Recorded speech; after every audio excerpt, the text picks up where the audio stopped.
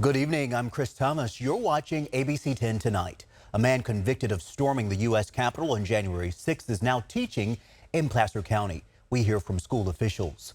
Plus, a bomb threat at the courthouse in Stockton forces evacuations and impacts several hearings today. And a high school football player overcomes adversity. Not even brain cancer can stop him from playing the game he loves. ABC10 Tonight starts now. A Rockland man convicted of storming the U.S. Capitol on January 6th is now teaching at an educational youth ministry in Roseville. The Sacramento Bee first broke the story last Friday, but in an interview you will only see here on ABC 10, the pastor who hired the man says he's focused on redemption. Tommy Frederick Allen of Rockland is pictured here in the U.S. Senate chamber carrying a U.S. flag and flagpole he took from elsewhere in the Capitol. In August of 2022, he admitted to that and stealing documents from a desk in the Senate chamber, officially one felony count of obstruction of an official act. A federal judge sentenced him to 21 months in prison, which he has now served, followed by 3 years of supervised release. Everybody's got a past. Everybody's got a history. Matthew Oliver owns House of Oliver in Roseville, where we met Wednesday to talk about Tommy Allen. Oliver is also pastor of the Family Church, which employs Allen. He is one of our team members that work with helping grow and develop and see our students thrive. Students at Liberty Learning Ministries, an educational youth ministry through the Family Church. Parents are thrilled to have him. Students are thrilled to have Tommy be a part. I asked if Tommy Allen would also speak with us. Oliver says he's not quite ready. I think that Tommy has a story to tell that I think is going to be powerful when the time comes that he shares it. I asked if Allen has ever talked about feeling remorse for his role in the insurrection.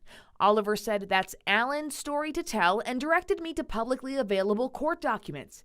In this letter Allen wrote to a federal judge asking for leniency in his sentencing, he said, "I am writing this letter to acknowledge responsibility for my behavior on January 6, 2021, to express sincere remorse and to apologize to the victims. I was wrong. I should have never entered the Capitol building or engaged with the crowd. My actions were inconsistent with my morals, beliefs, and overall approach to life. I deeply regret my behavior and feel profoundly ashamed." He's not interested in going back to that time at all. He wants to move forward. Originally facing 8 counts, Allen's plea agreement dropped all but one, the felony obstruction charge, in exchange for his guilty plea. And Becca has been following this story for us. She joins us right now. And I do want to mention that in a recent U.S. Supreme Court decision, it is raising some concerns and questions about whether those charges from the Capitol attack are going to stick, right? Yeah, this is interesting, Alex. You know, in June of this year, the U.S. Supreme Court ruled the U.S. Justice Department had improperly applied that obstruction charge to people who stormed the Capitol. Now, federal prosecutors, however, are urging judges not to undo the convictions of people who pleaded guilty to obstruction as part of a plea agreement. It's unclear whether or how that might affect Allen's case. The latest entry in his court docket is from February of 2023. Of course, that's well before this year's Supreme Court decision. And Alex, I asked Matthew Oliver if Tommy Allen is hopeful he might get a pardon if former President Trump is reelected. That's when Oliver said Allen is not interested in going back to that time and is focused on the future. All right, Becca, thank you for the update. We appreciate it.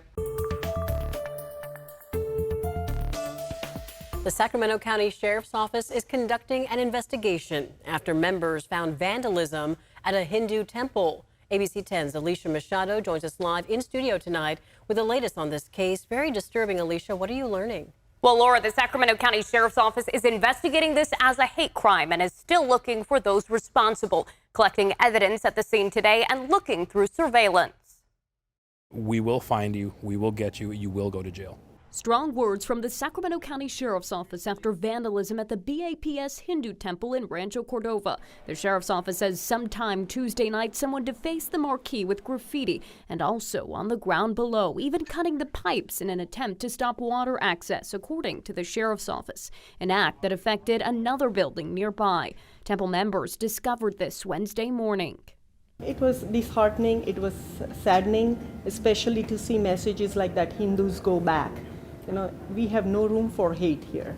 It's being investigated as a hate crime. This comes just 1 month before the Hindu festival of Diwali, the temple planning a celebration. Officials say the temple has been there for 10 years and has never seen anything like this. That is our message to everybody, acceptance and tolerance. And we can live in harmony together, understanding different religions and different backgrounds. Adding that community leaders and officials have come forward to support them following the incident.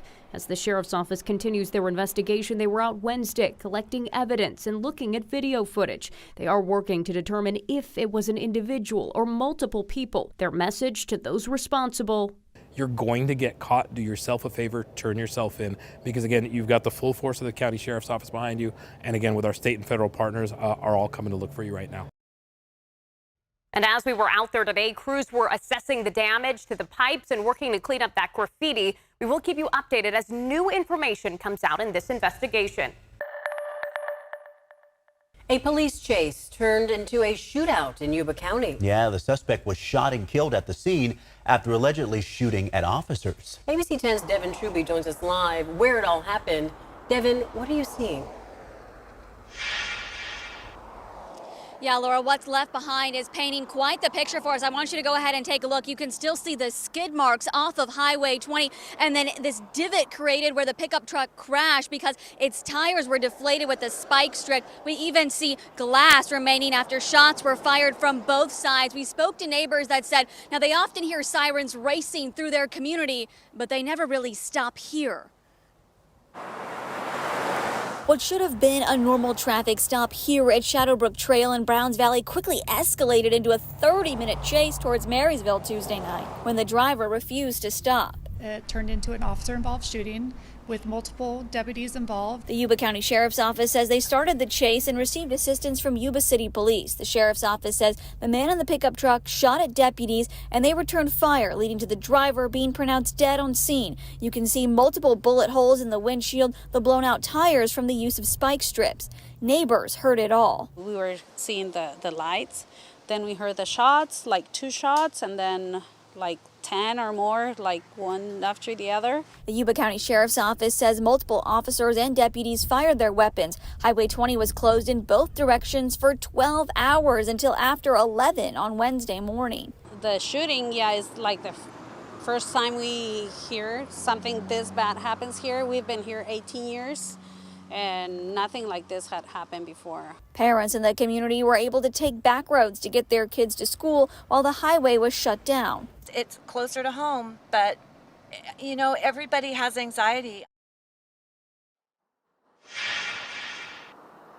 No deputies or officers were hurt in the shooting or the pursuit. Now, all the officers that fired their weapons have been placed on paid administrative leave until the investigation is concluded. Reporting live in Yuba County, Devin Truby, ABC 10. Okay, Devin, keep us posted as you learn more about this disturbing case. Thank you. The San Joaquin County Courthouse was evacuated today. A bomb threat forced the downtown Stockton building to close early, impacting hundreds of staff members, attorneys, jurors, and visitors. ABC 10's Gabriel Porras has the story. Just off the steps of the San Joaquin County Courthouse Wednesday. And they're evacuating that building. A lot of confusion. Meanwhile, inside. The entire building is now shut down. There's canines inside. There is fully armed guards everywhere. Armed deputies investigating after San Joaquin County Sheriff's Office dispatchers received a bomb threat directed at the courthouse around 10:20 in the morning. The courthouse was evacuated and the neighboring district attorney's office put on lockdown. I was getting ready to go through the checkpoint. Okay. And at that point, they just told me to turn around and walk back out.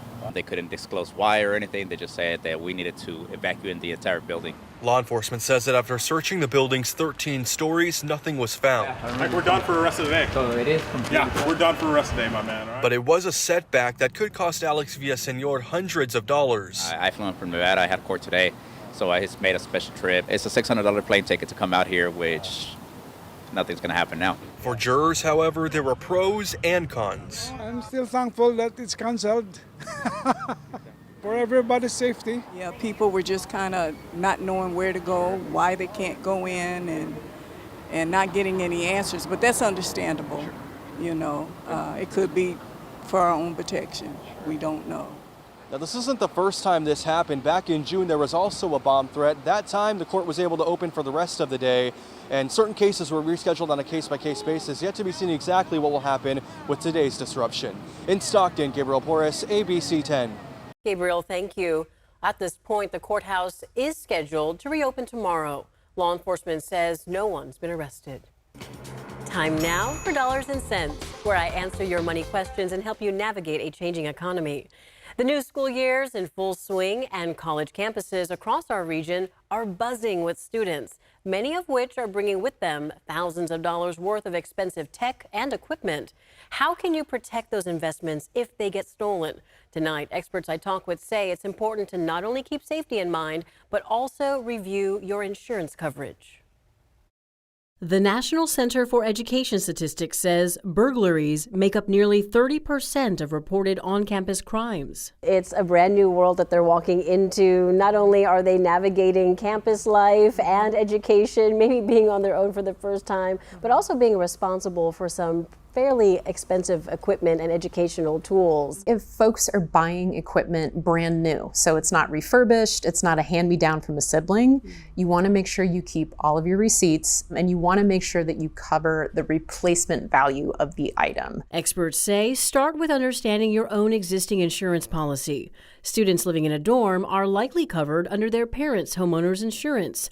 The students' belongings will be protected by off-premise coverage or contents coverage on a home policy. But this is likely not the case if students live off campus. So look into renters or condo insurance or dorm-specific insurance. Be sure to ask questions for what the coverage entails. Sacramento State Police Chief Chet Madison says the bulk of thefts on that campus are bikes and e-bikes. And so a lot of it comes down to, Laura, access and opportunity. He encourages students to use U-locks instead of chain locks because U-locks are stronger. A lot of these students are coming here with the phones that are anywhere from $200 to $300 up to $1,000. And so we always say, if you can, keep those, tethered to you as close as possible. Same with the laptops. Computers and smartphones might have their own standalone insurance that you can get when you buy them. You'll also want to check the credit card you use for the purchase. There might be some protections available. If getting insurance doesn't make sense for your situation, Paley says having a backup plan does. The theft of personal belongings that are really important, especially for students, like a laptop or a bicycle. Having a modest savings can help them make it through that period or perhaps start the purchase of a new item. Chief Madison also tells me students should register their bikes with campus police. He says at Sac State, they can register for free, and that greatly increases the chances of police recovering their bike if it gets stolen.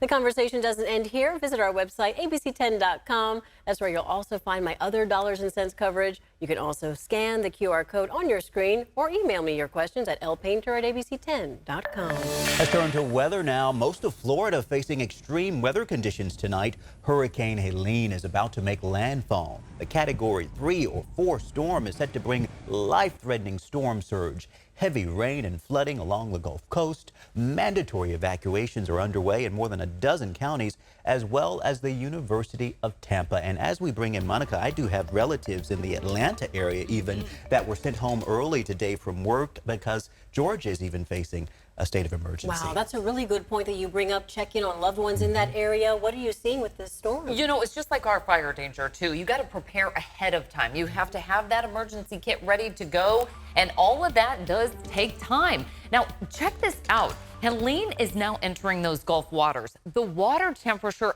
86 to 87 degrees. That is just tremendous fuel for this hurricane to continue to build strength. I've got an updated track now. You saw that one just a moment ago. We just got the latest out of the National Hurricane Center. You can see that counterclockwise circulation really starting to become much more evident with that eye wall as well.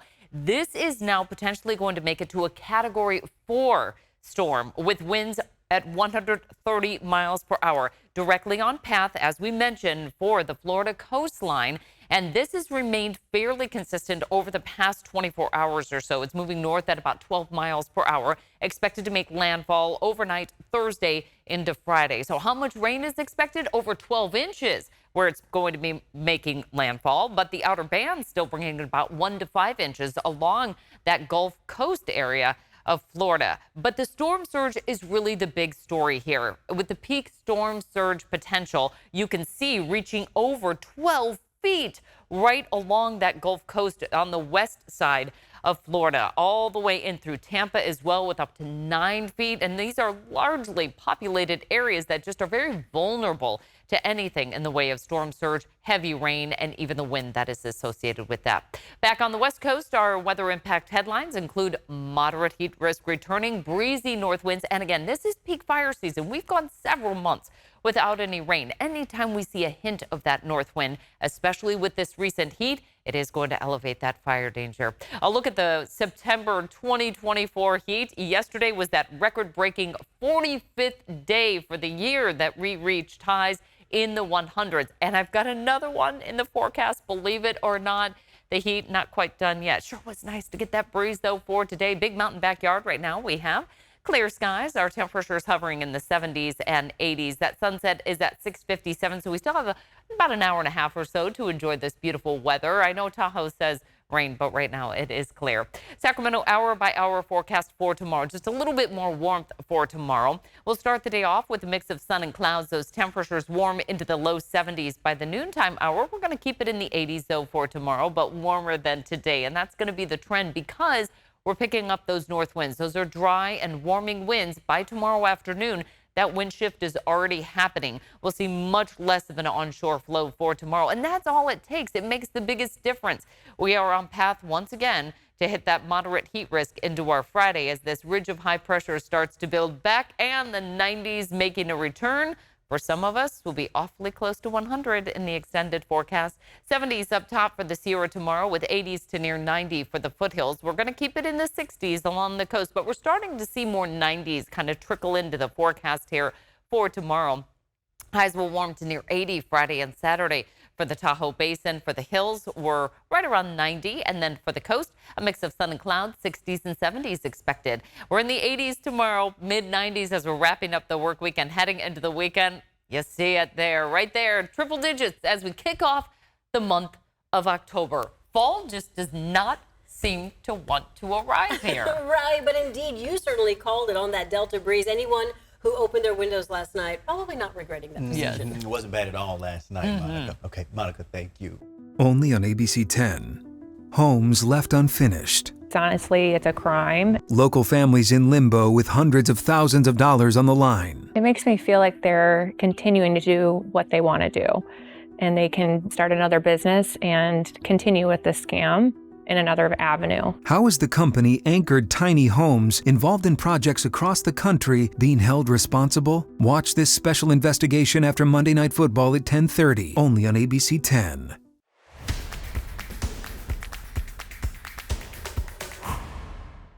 Hey, I'm Kevin John. So you may have heard the quote, "Tough times don't last, tough people do." Well, there's a local high school football player who just may be the toughest teenager I've ever met. When Boston Costley stepped on Indercombe High School's campus 3 years ago as a freshman, he had big dreams of excelling in football. But little did he know the adversity that was awaiting him. I initially had one seizure my freshman year, and randomly, out of nowhere, the day before the first day of school my junior year, I had another seizure. And then he received the diagnosis that would change his life. That's when they realized that there was a tumor in my brain, so they called it cavernous malformation. Not only was this diagnosis difficult for Boston to digest, but what followed up left him heartbroken. And that's really when I was told I couldn't play football again, and which was like a huge mental breakdown for me, because I'm like, wow, I need to have surgery and I'm being told I can't do what I love. Due to his family and support of his teammates and coaches, he was able to persevere. We're a team. When one is struggling with something, we come together and we find a solution.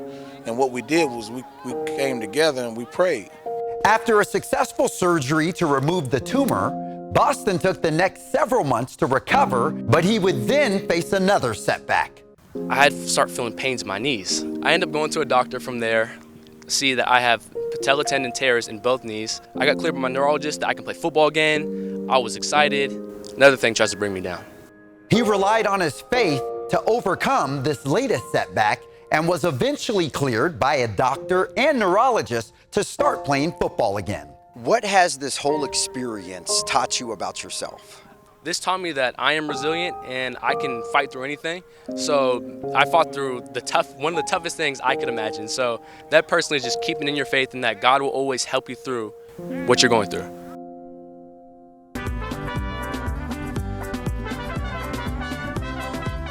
So if you live in Sacramento, you probably already know about popular Mexican restaurants like Mayahuel and La Cosecha at Cesar Chavez Plaza. But you might not know about the owner behind it all, Ernesto Delgado.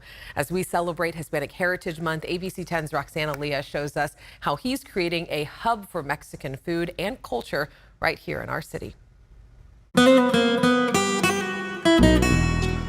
When you hear the name Ernesto Delgado in Sacramento, most people recognize him for his delicious food and colorful restaurants in the city's heart. But his roots begin in Mexico, thousands of miles away from Sacramento. I'm from a little town called Atacheo, Michoacan. He was born in 1970 to a Mexican mother and father, and into a life of cooking and serving others. My mother's mole, my mother's carne con chile, my mother's way of showing love. But his life in Mexico would be short-lived. Like many other immigrants, his parents had dreams of doing better for themselves and their family. And in 1976, they brought Ernesto over to the United States. I was brought here when I was 5. And I like to say that I didn't come here, I was brought here. I feel like my Mexico was taken away from me. And I do all this to kind of recreate it. He grew up in Napa Valley. Although his father owned a farm in Mexico, when he came to the United States, he became a farm worker, picking fruit, mainly grapes and pears. In the summer and on the weekends, Ernesto worked alongside his father. He graduated high school in 1990. He attended Sacramento State to study graphic design. With every step, he thought of the sacrifice his parents made to reach the American dream. I thank the world of my parents. My mother's not with us anymore, but everything I do, I learn from her. When it comes to the culture, the food, and my father taught me how to, the idea of hard work. Hard work is what led Ernesto and a partner to open up a restaurant in 2001. Ernesto opened up his first restaurant on his own 10 years later, a story he loves to tell. I chose Mayahuel because it has my daughter's name in it. So my daughter's name is Maya. And Mayahuel in Aztec mythology, she was the Aztec goddess of fertility and the agave plant that creates tequila. From the tequila to the food, he's serving a piece of home. My mother, as soon as you walk through the door, she was offering you, something to drink. It was just, she loved to make people happy. And I think in our culture, that's part of our history, our culture, our hospitality. After Mayahuel, he opened Mesa Mercado in Carmichael as a tribute to his mother. And during that process, he came across the opportunity to open La Cosecha in Cesar Chavez Plaza in Sacramento. I was in Guadalajara, and I think I mentioned it earlier, where I was at a similar plaza like this. And we sat at a bench after a long day of walking around to restaurants and stores. After La Cosecha opened, Ernesto was hungry for more. He decided to go to the Culinary Institute of America right before the pandemic started. I went to school with 18-year-olds, 20-year-olds, up to maybe 26. I was 50. I was the old man. But I didn't tell anybody I had restaurants. I just went to learn.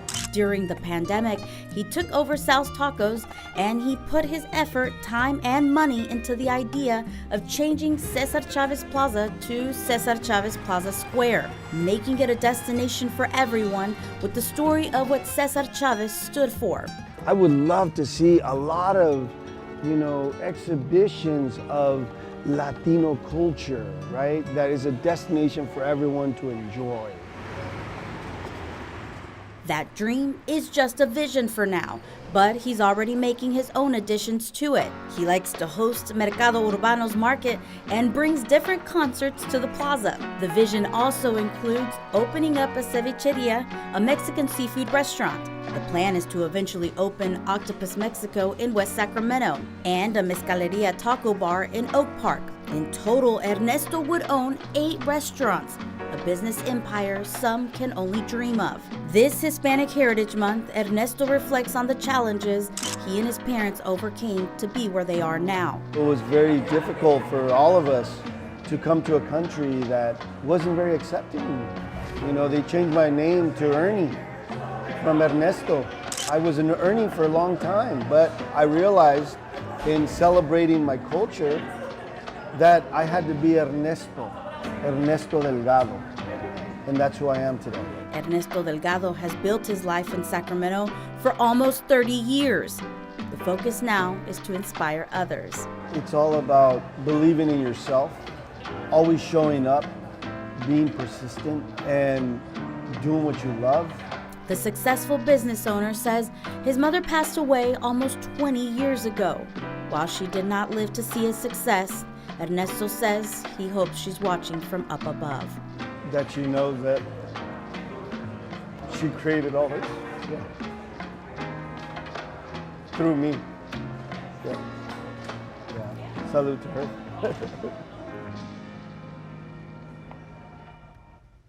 And Ernesto envisions adding crosswalks to connect the buildings near La Cosecha, making it easier for people to access Cesar Chavez Park. He also wants the community to be involved in shaping the park's future. So every 2 months, he hosts meetings focused on improving and creating positive change for Cesar Chavez Plaza. Thanks so much for watching ABC10 Tonight. And keep in mind, ABC10 is here 24/7 on the free ABC10 Plus app. You can always get your news and weather anytime, anywhere. I'm Chris Thomas. Take care, and we'll see you next time. Only on ABC10. Homes left unfinished. Honestly, it's a crime. Local families in limbo with hundreds of thousands of dollars on the line. It makes me feel like they're continuing to do what they want to do, and they can start another business and continue with the scam in another avenue. How is the company Anchored Tiny Homes, involved in projects across the country, being held responsible? Watch this special investigation after Monday Night Football at 10:30, only on ABC10.